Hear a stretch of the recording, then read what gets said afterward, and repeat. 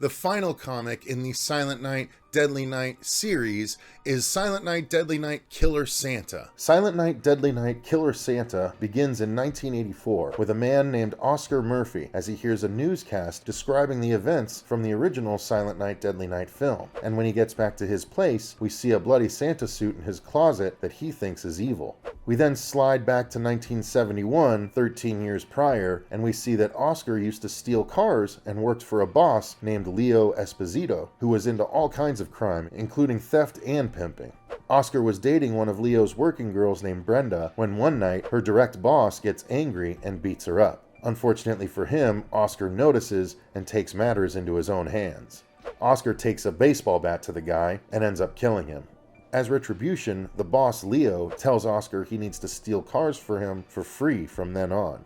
After that, Oscar gets drunk and drives, ultimately hitting a guy in a Santa suit, and rather than risk getting in trouble by helping, he drags the man into an alley and finishes him off. Then he takes the suit and puts it on himself after feeling drawn to it.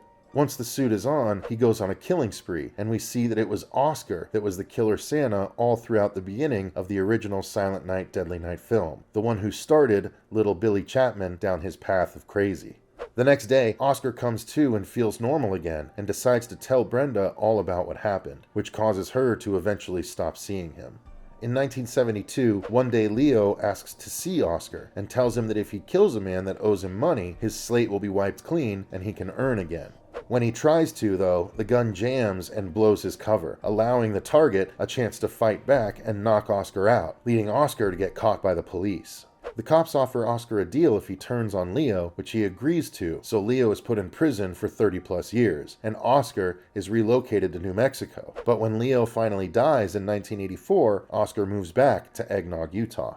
For years after, Oscar lives a normal life, getting married and eventually losing his wife to cancer. In 2007, a local prostitution ring is busted, and Oscar sees it's Brenda that was running it, and he realizes that she'll likely cut a deal with the law to turn him in for the Santa murders that he was never caught for, which he for some reason confided in her about.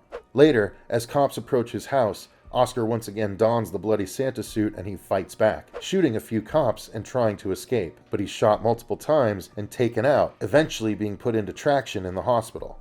As the story ends, though, Oscar's eyes open wide.